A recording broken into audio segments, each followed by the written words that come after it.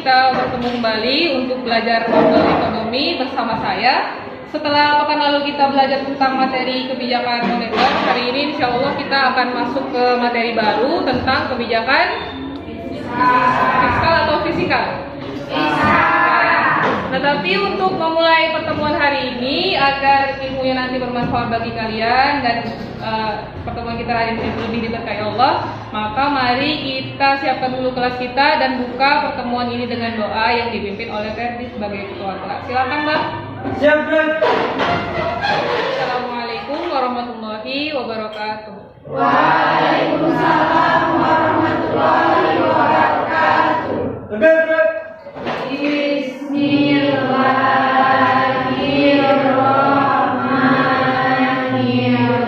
Alhamdulillah, kita sudah buka pertemuan hari ini dengan doa. Semoga biasanya yang diawali dengan doa itu akan berawal baik dan insya Allah juga berakhir baik. Bagaimana kabarnya ini semua? Baik. Udah siap, masih semangat gak kira-kira? Semangat. Tadi sudah sehat, masih semangat. Sekarang saya mau tanya siapa yang tidak hadir hari ini? Sekretaris siapa? Sekretaris? Yang ulang, siapa yang tidak hadir? Ahmad Apandi, Agus Pradana, Ali, sama Emali Ibrahim. Ini bulan dari 5. Ya. Alfa semua. Tidak ada keterangannya. Baik ya, semoga mungkin yang sakit kita doakan mereka segera sembuh dari sakitnya. Atau yang mungkin tidak ada keterangannya hari ini, bisa nanti diingatkan temannya, jangan malas-malas sekolah, sebentar lagi itu sudah ujian. Oke, minggu lalu kita bahas tentang apa? Ada yang masih ingat bahas tentang apa? Oke, silakan Linda. Pertemuan sebelumnya itu kita telah mempelajari tentang kebijakan moneter. Kita juga mempelajari tentang instrumennya juga. Kita juga mempelajari kebijakan moneter untuk mengatasi permasalahan ekonomi yang terjadi. Oke, beri tepuk tangan dulu buat Linda. Kebijakan moneter itu adalah kebijakan yang dikeluarkan oleh institusi moneter yaitu Bank Sentral Indonesia. Kita sudah tahu ada 3 penyakit pokok ekonomi, ada inflasi, ada kemiskinan, ada pengangguran. Ini penyakit-penyakit yang sebenarnya permasalahannya itu dia bisa diselesaikan dengan kebijakan moneter digabungkan dengan kebijakan fiskal. Jadi sebenarnya tidak pernah ya kebijakan fiskal atau kebijakan moneter itu benar-benar sendirian untuk mengatasi permasalahan ekonomi. Ini tujuan pembelajaran kita. Terlihat nggak? Terlihat. Kalau terlihat, saya mau Wahyu baca. Itu yang depan kelihatan. Iya, dibaca. Setelah mengikuti kegiatan pembelajaran melalui pendekatan saintifik dengan menggunakan model pembelajaran inquiry, Ya. peserta didik dapat memahami konsep kebijakan fiskal secara menyeluruh, mengidentifikasi tujuan atau fungsi kebijakan fiskal dan menganalisis berbagai instrumen kebijakan fiskal. Inquiry itu apa sih? Inquiry itu artinya dia melakukan hipotesis dan pembuktian terhadap hipotesis yang dikemukakan. Kita akan membuktikan dugaan atas solusi yang mau kita berikan itu sudah tepat atau belum. Nah, untuk penilaiannya ini harus disimak juga ya, supaya nanti kalian siapa yang dinilai dari pertemuan hari ini. Jadi yang dinilai dari pertemuan ini ada 3. Yang pertama dari pengetahuan kalian, dari keterampilan, dan dari siswa. Kalau dari pengetahuan, nanti saya akan berikan kalian post test. Post itu artinya setelah, tes itu artinya ujian atau soal setelah nanti kalian membahas materi ini. Jadi kira-kira ada 10 soal yang berganda. Jadi disimak yang menjadi kerja kelompoknya, sedikit materi dari saya. Oke, sekarang saya mau tanya. Setelah kamu mengetahui salah satu penyakit makroekonomi yaitu inflasi, kamu sudah mengetahui permintaan dan penawaran uang. Menurut kamu kebijakan apa yang dapat dilakukan untuk mengendalikan penyakit ekonomi? Jangan dijawab dulu. dilihat video berikut, diamati. Kalau boleh langsung dicatat saja masalah apa yang terjadi, temukan masalahnya apa, dan buat dulu jawaban sementaranya. Oke, siap? Siap? Nah, dengar, siap? Siap.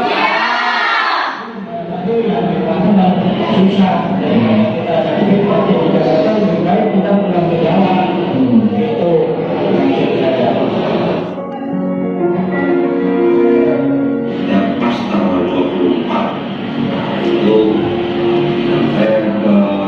terminal Kampung Rambutan. Nah, ada nggak yang bisa melihat masalah apa yang terjadi di video tadi? Oke, Rija, silakan. Pengangguran akibat COVID-19. Pengangguran akibat COVID-19. Beri tepuk tangan untuk. Jadi, saya rasa semuanya sepakat bahwa tadi bapak-bapak yang ada di situ tuh nggak punya pekerjaan gitu, ataupun ada yang sudah punya pekerjaan diberhentikan dari pekerjaannya karena ada dulu yang namanya PSBB. Itu dari permasalahan tadi. Kan kita mau belajar keilmuan ya hari ini. Ada yang namanya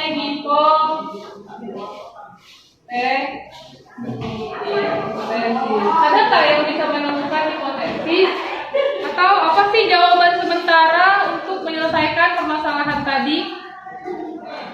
Menurut hipotesis saya, mengatasi pengangguran yang ada karena COVID-19 yaitu menambah pengeluaran pemerintah atau mengurangi pendapatan dengan cara melalui BSU.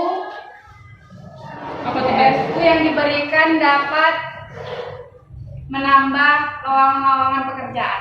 Gitu ya. Kalau tepuk tangan untuk bunga. Apa yang kira-kira dilakukan pemerintah untuk mengatasi permasalahan tadi? Apakah dengan cara menambah pendapatan? Ini kita ngomongnya saat apakah dengan cara menambah pendapatan atau dengan cara menambah pengeluaran?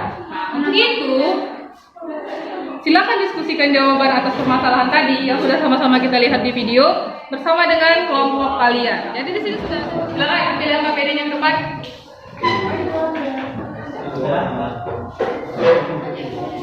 Kelompok 2, 3, 4, 5. Kelompoknya sudah duduk ya.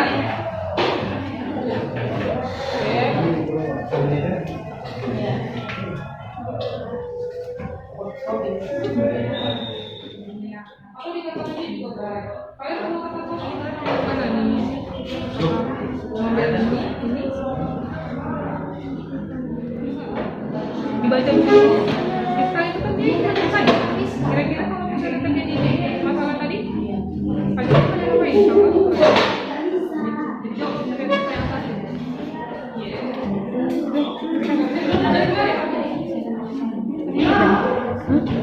Ini nih kan? Iya, yang lalu Kebijakan fiskalnya ini. refocusing kegiatan realokasi anggaran. Nah, terus masalahnya apa? Masalahnya kan tadi sudah ketemu, ya kan? Ketemu masalahnya. Dalam ekonomi kan ini yang pertama masalahnya kan meningkatnya pengangguran dan kemiskinan. Seperti kan juga tadi akan namanya prakerja, ya kan? Sudah selesai ya, saya anggap sudah selesai kerja kelompoknya. Ini akan masuk ke dalam pembuktian hasil hipotesis atau kita anggap ini sebagai presentasi yang akan dimulai oleh kelompok 1. Jadi nanti akan ada presentasi dari mereka. Kalian simak, apabila ada jawaban yang kurang atau tidak lengkap dari mereka silakan dilengkapi, atau ada yang belum dimengerti silakan ditanyakan kepada kelompok 1. Kelompok 1 siap ya? Siap. Oke. Kami persilahkan kepada kelompok 1 di sini saja. Assalamualaikum warahmatullahi wabarakatuh. Waalaikumsalam warahmatullahi wabarakatuh. Terima kasih, kami dari kelompok 1 ingin mempresentasikan hasil dari diskusi kami. Masalahnya yaitu setelah membaca artikel tersebut kami dapat mengidentifikasi bahwa pokok masalah dari adanya COVID-19 yaitu kurangnya daya serap tenaga kerja. meningkatnya pengangguran dan kemiskinan. Adapun sektor industri yang sangat terpukul karena adanya COVID-19 yaitu pariwisata dan traveling karena adanya konsekuensi atau social distancing. Udah.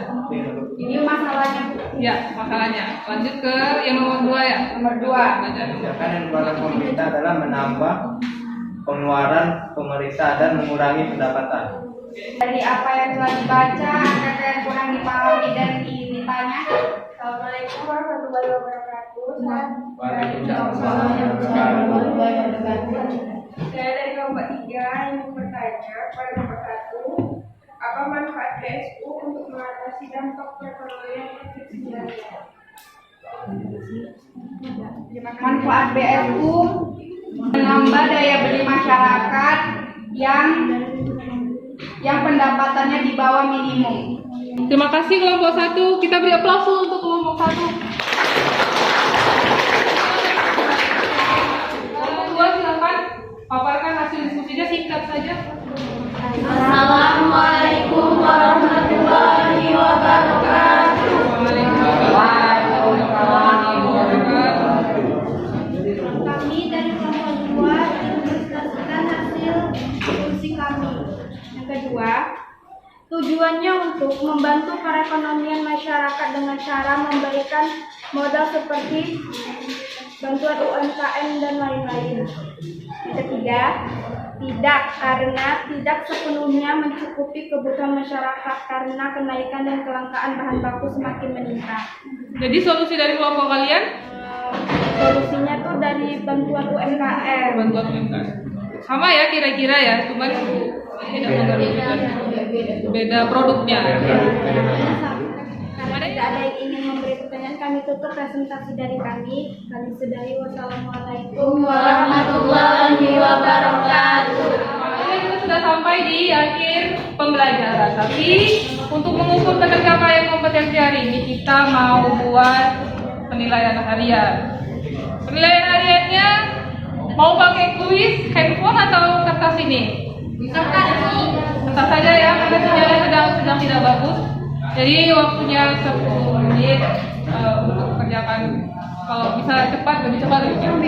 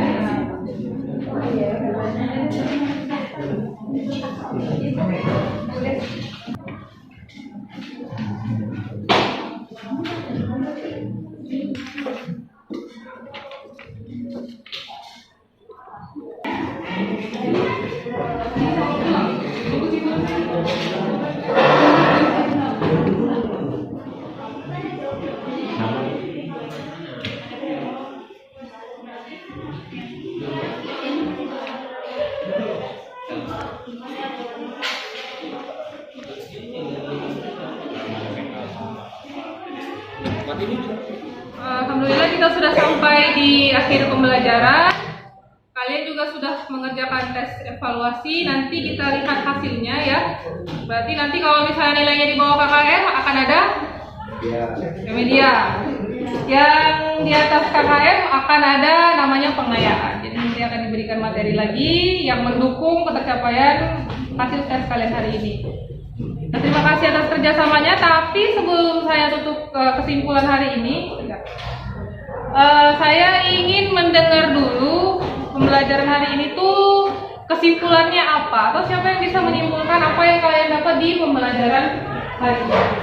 Kesimpulan dari pertemuan ini, kebijakan fiskal yang kita pelajari dalam pertemuan ini dapat menyelesaikan permasalahan ekonomi melalui instrumen anggaran defisit dan pengaturan anggaran pajak. Jadi dari pajak dan penambahan pengeluaran Ekonomi. pengeluaran apa tadi kita bahas? Pengeluaran pemerintah. Tepuk tangan untuk Yati.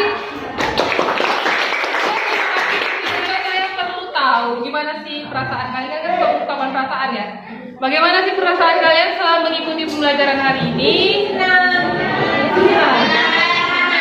Tapi saya perlu satu orang, yang lain bilang senang. Yang bisa memberikan refleksinya ada? Jadi saya melalui kegiatan penemuan saya dapat memahami ternyata kebijakan fiskal dapat mengatasi permasalahan perekonomian jika dalam permasalahan COVID-19 tahun lalu. Apalagi jika kebijakan fiskal dan moneter dikombinasikan, maka dapat mengatasi permasalahan tadi dengan baik.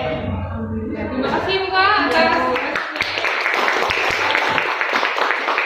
hari ini berada di kelas kalian. Semoga ilmu yang didapat hari ini menjadi ilmu yang bermanfaat. Dan tindak lanjutnya adalah karena ini adalah pertemuan terakhir, maka yang harus kalian lakukan adalah mempersiapkan diri untuk ujian semester 1 agar mendapatkan hasil yang maksimal.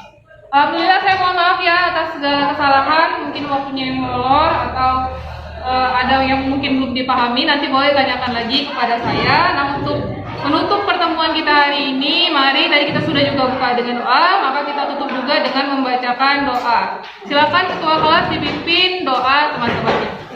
Bismillahirrahmanirrahim. Inna a'tainaka al-kautsar fasholli li rabbika wanhar. Inna san'aka wal abtar. Sampai jumpa di semester selanjutnya. Semoga kita bertemu dalam kondisi yang lebih baik. Bangsa